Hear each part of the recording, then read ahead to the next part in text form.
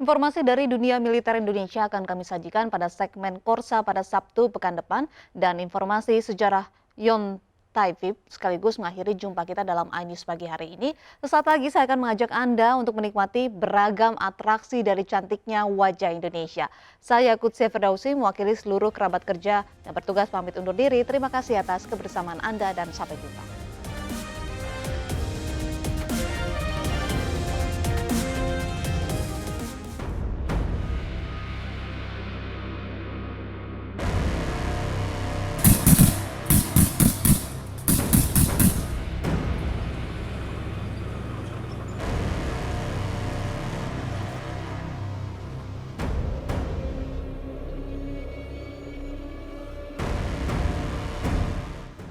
Berbicara masalah sejarah berdirinya Batalion Intai Amfibi 1 Marinir, perlu saya jelaskan bahwa Batalion Intai Amfibi 1 Marinir merupakan salah satu satuan khusus yang berada di bawah Korps Marinir, di mana pembinaannya berada langsung di bawah Pasmar 1 yang berada di Surabaya. Sejarah berdirinya Batalion Intai Amfibi, di mana dimulai pada tanggal 13 Maret tahun 1961, di mana Batalion Intai Amfibi bernama Kipam, yaitu berada di bawah Batalion Markas Posko Armatim 1. Kemudian berubah nama menjadi Yon Intai Para Amfibi pada tanggal 25 Juli 1970. Kemudian mengalami perubahan pada tanggal 17 November 1971 menjadi Yon Intai Para Amfibi. Kemudian beberapa kali mengalami perubahan sampai pada akhirnya sampai hari ini berubah nama menjadi Batalion Intai Amfibi. Dalam sejarahnya, Batalion Intai Amfibi ini merupakan salah satu satuan khusus yang dibentuk atas kebutuhan dari sejak berdirinya KKOAL, yang mana merupakan salah satu komando utama yang berada di bawah Angkatan Laut. Kebutuhan khusus ini diperlukannya adalah data-data intelijen serta dibutuhkannya pasukan khusus yang terlatih, sehingga dibentuklah yang namanya Batalion Intai Amfibi.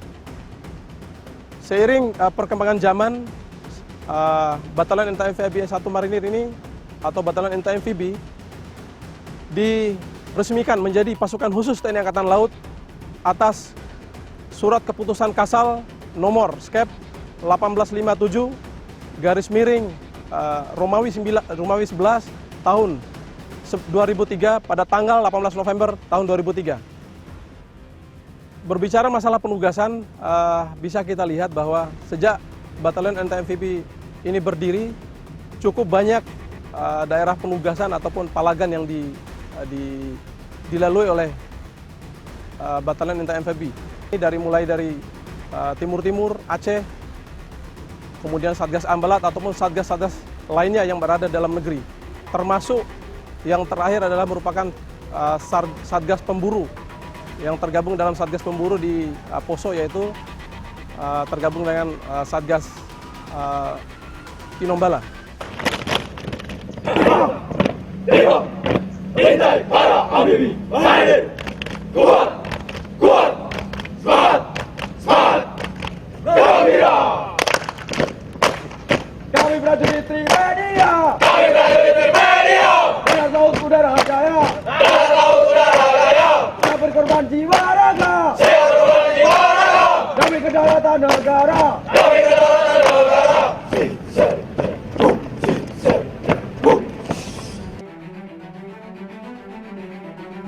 Kemudian ada pos Satgas Luar Negeri, bisa kita lihat beberapa kali Batalion Taifib tergabung ke dalam Satgas kontingen Garuda, termasuk yang terakhir adalah kontingen Garuda Unifil Lebanon, kemudian Satgas Milop di UN Maroko, Maroko, dan Satgas KJKAL, yaitu World Expo Malino Italia. Berbicara masalah prestasi internal, mungkin kita lihat cukup banyak mungkin prestasi, mulai dari prestasi di kejuaraan menembak, kemudian termasuk kejuaraan menyelam, di mana beberapa orang prajurit Intai Amfibi mendapatkan hasil yang cukup gemilang, cukup maksimal, cukup baik ketika bergabung dalam PON yang berada di Jawa Barat. Sejarah organisasi bahwa Batalion NTMVB ini terdiri dari markas batalion itu sendiri, kemudian kompi markas, kompi Taifib yang terdiri dari 3 kompi, kemudian 2 peleton di masing-masing kompi. Kemudian Batalion Taifib sendiri, seperti yang awal saya sampaikan bahwa Batalion Taifib pembinaannya secara langsung berada di bawah Komando Pelaksana Utama Korps Marinir, yaitu Pasmar 1 di Surabaya. Melihat dari kebutuhan prajurit Taifib yang memiliki kemampuan trimedia, yaitu kemampuan darat, laut, dan udara, maka diperlukan pola rekrutmen prajurit-prajurit yang memiliki kemampuan khusus, di mana pada seleksi awalnya prajurit Taifib diambil dari prajurit-prajurit marinir yang terbaik, yang mana mereka direkrut secara sukarela dari prajurit Korps Marinir yang sudah mempunyai kemampuan dasar tempur, baik itu pendidikan dasar kemiliteran.